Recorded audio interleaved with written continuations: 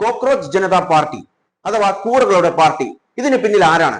ഇതെങ്ങനെയാണ് B J പിക്ക് ഒരു വെല്ലുവിളിയാകുന്നത്? ആദ്യം തന്നെ ഈ ചുരുങ്ങിയ ദിവസം കൊണ്ട് ഈ ഒരു പാർട്ടിക്ക് അല്ലെങ്കിൽ ഈ ഒരു മൂവ്മെന്റിന് കിട്ടിയിട്ടുള്ള സപ്പോർട്ടാണ്. രണ്ടാമത്തേത് ഇവരുടെ മാനിഫെസ്റ്റോ 5 പോയിന്റുകളാണ് പറഞ്ഞത്. ഈ 5 പോയിന്റുകളും ബി ജെ പിക്ക് എതിരായിട്ടുള്ള പോയിന്റുകളാണ്. നമുക്കിത് ഓരോ പോയിന്റായി പരിശോധിക്കാം. ആദ്യത്തെ പോയിന്റ് തന്നെ ഈ ഒരു പാർട്ടി അതായത് കോക്രോച്ച് ജനതാ പാർട്ടി ഉണ്ടാക്കാൻ വേണ്ടി കാരണക്കാരനായിട്ടുള്ള ആൾക്കുള്ള പണി തന്നെയാണ്. അതായത് if the C J P comes in power, no chief justice shall be granted a Rajya Sabha seat as a post retirement reward. നമുക്കറിയാം പല ജഡ്ജിമാരും, അത് സി ജെ ആവട്ടെ അല്ലെങ്കിൽ മറ്റു ജഡ്ജിമാരാവട്ടെ, ഇവരൊക്കെ റിട്ടയർമെന്റ് ആയിട്ട് ഇറങ്ങിക്കഴിഞ്ഞാൽ പലരെയും നമ്മൾ പിന്നെ കാണുന്നത് രാജ്യസഭയിലാണ്. അവിടെ ഒരു സീറ്റുമായിട്ട് MP ആയിട്ട് അവിടെ വിലസുന്നതാണ് നമ്മൾ കാണാറ്. എന്നാൽ ഇവർ പറഞ്ഞിട്ടുള്ളത് സി ജെ പി അതായത് കോക്രോച്ച് ജനതാ പാർട്ടി പവറിലേക്ക് വന്നാൽ ആദ്യം ചെയ്യുന്ന കാര്യം നോ ചീഫ് ജസ്റ്റിസ്, ഒരു ചീഫ് ജസ്റ്റിസിന് എന്ത് ചെയ്യില്ല, റിട്ടയർമെന്റ് റിവാർഡായിട്ട് രാജ്യസഭ സീറ്റ് കൊടുക്കില്ല എന്നാണ് പറഞ്ഞിട്ടുള്ളത്. ഈ പാർട്ടിക്ക് ഈ പേര് വരാനുള്ള കാരണം നമ്മുടെ CJI ആണ്, സൂര്യകാന്ത്. സുപ്രീം കോടതിയിൽ മെയ് 15-ാം തീയതി യങ് അൺഎംപ്ലോയിഡ് ഇന്ത്യൻസിനെ ഡിസ്ക്രൈബ് ചെയ്തത് കോക്രോച്ചസ് ആയിട്ടാണ്. Who failing to find jobs, അതായത് ഒരു ജോലി കണ്ടെത്താൻ വേണ്ടി അവർ പരാജയപ്പെട്ടു.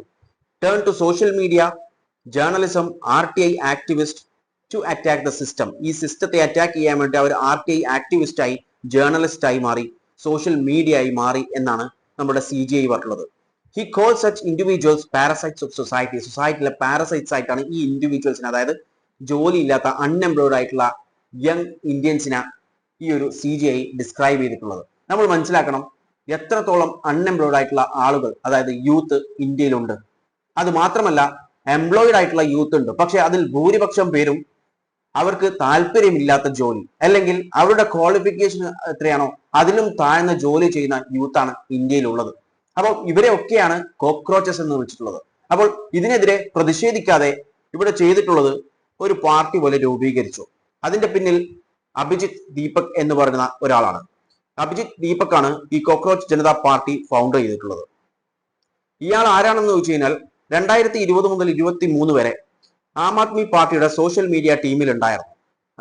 എൻഗേജ്ഡ് ഇൻ ഡിജിറ്റൽ ക്യാമ്പയിൻസിലൊക്കെയാണ് ഉണ്ടായിട്ടുള്ളത്. അങ്ങനെ 2026-ൽ ഇപ്പോൾ കോക്രോച്ച് ജനതാ പാർട്ടി ലോഞ്ച് ചെയ്തു എന്നുള്ള കാര്യമാണ് ഇയാളെ കുറിച്ചിട്ട് അറിയുന്നത്. അതുപോലെ ഇതിന് കിട്ടുന്ന സപ്പോർട്ട് നോക്കിക്കഴിഞ്ഞാൽ ഒരു സൈറ്റ് ഉണ്ട്, കോക്രോച്ച് ജനതാ പാർട്ടി. റിപ്പോർട്ടുകൾ പ്രകാരം 2 ദിവസത്തിനുള്ളിൽ ഈ സൈറ്റിൽ മെമ്പർഷിപ്പ് എടുത്തിട്ടുള്ളത് 40,000-ൽ കൂടുതൽ പേരാണ്. അത് മാത്രമല്ല മറ്റൊരു റിപ്പോർട്ട് അനുസരിച്ച് 3 ദിവസം അവസാനിക്കുമ്പോഴേക്കും 1,00,000-ൽ കൂടുതൽ ആളുകൾ അതിൽ മെമ്പർഷിപ്പ് എടുത്തു കഴിഞ്ഞിട്ടുണ്ട്. അത് മാത്രമല്ല മറ്റ് സോഷ്യൽ മീഡിയ നോക്കിക്കഴിഞ്ഞാൽ, അതായത് ഇൻസ്റ്റാഗ്രാം നോക്കിക്കഴിഞ്ഞാൽ ഇവർക്കൊരു പേജ് ഉണ്ട്, കോക്രോച്ച് ജനതാ പാർട്ടി. അതിൽ ഫോളോവേഴ്സ് ആയിട്ട് കിട്ടിയിട്ടുള്ളത് 4.2 മില്യൺ ആണ്. അതായത് 42 ലക്ഷം ഫോളോവേഴ്സിനെയാണ് അതിൽ കിട്ടിയിട്ടുള്ളത്. ഇതൊക്കെ നടന്നിട്ടുള്ളത് ഒരു 4-5 ദിവസത്തിനുള്ളിലാണ്.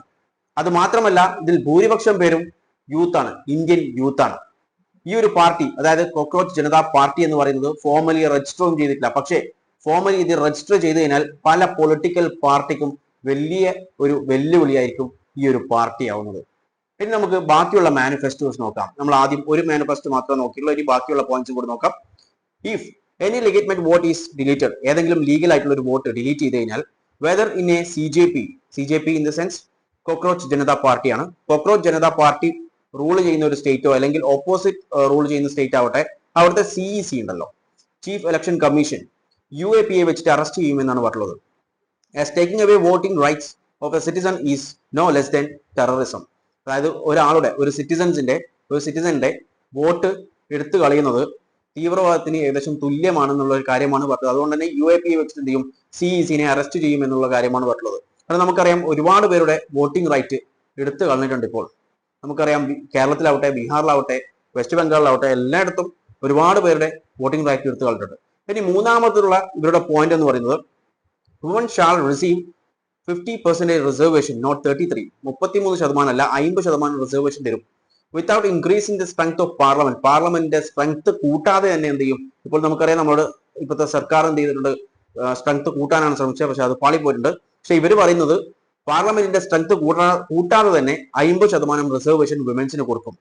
അഡീഷണലി അതുപോലെ തന്നെ 50% of all cabinet position shall be reserved for women. അതായത് ക്യാബിനറ്റ് പൊസിഷനിൽ 50% എന്ത് ചെയ്യും, വിമൻസിന് വേണ്ടി റിസർവ് ചെയ്യും എന്നാണ് പറഞ്ഞത്.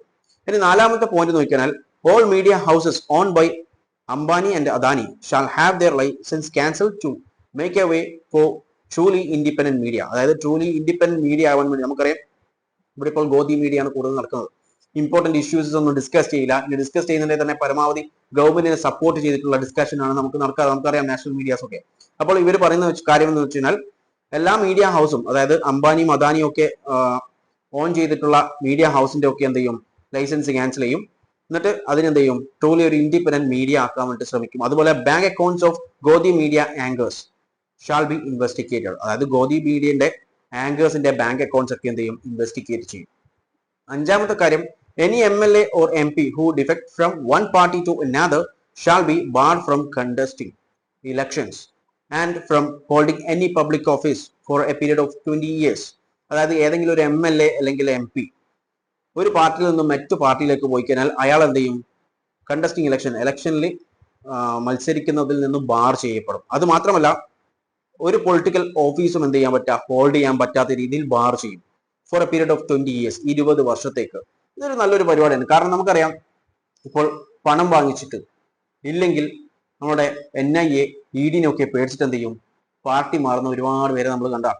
അപ്പോൾ ഇവർ പറയുന്നത് അങ്ങനെ പാർട്ടി മാറിക്കഴിഞ്ഞാൽ മാറിക്കോട്ടെ, അതിനൊന്നും പ്രശ്നമൊന്നുമില്ല, പക്ഷെ മാറിക്കഴിഞ്ഞാൽ ഇലക്ഷന് മത്സരിക്കാനോ അല്ലെങ്കിൽ ഏതെങ്കിലും ഒരു പബ്ലിക് ഓഫീസ് എടുക്കാനോ അതായത് ഹോൾഡ് ചെയ്യാനോ സാധിക്കില്ല. വരുന്ന 20 വർഷത്തേക്ക് അവരെ ബാർ ചെയ്യും.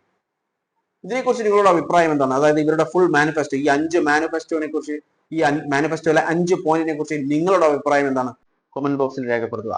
അത് മാത്രമല്ല ഇവർ ഓരോ പരിപാടികളായിട്ട് തുടങ്ങിയിട്ടുമുണ്ട്. നമുക്കൊരു വീഡിയോ കാണാം.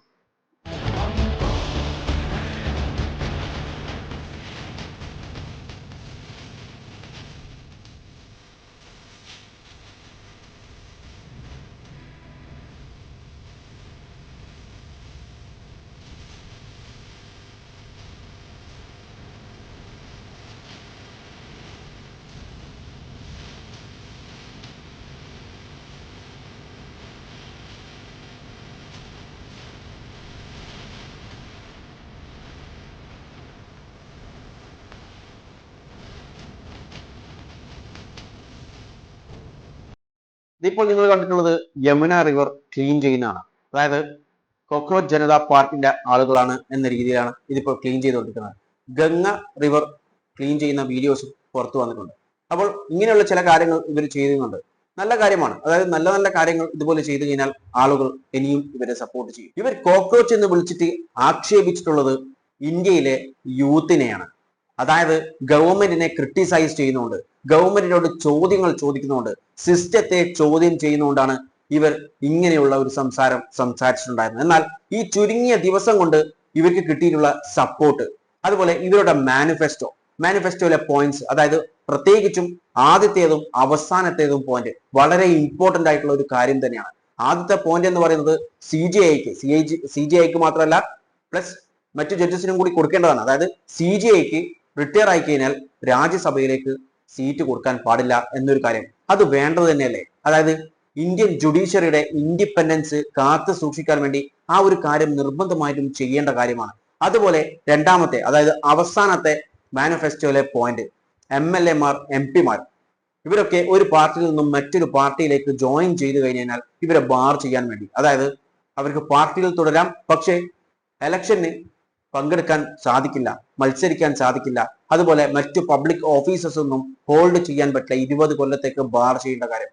ഇതൊക്കെ ആവശ്യമുള്ളൊരു കാര്യമല്ലേ? ഇതിനെക്കുറിച്ച് നിങ്ങളുടെ അഭിപ്രായങ്ങൾ കമന്റ് ബോക്സിൽ രേഖപ്പെടുത്തുക.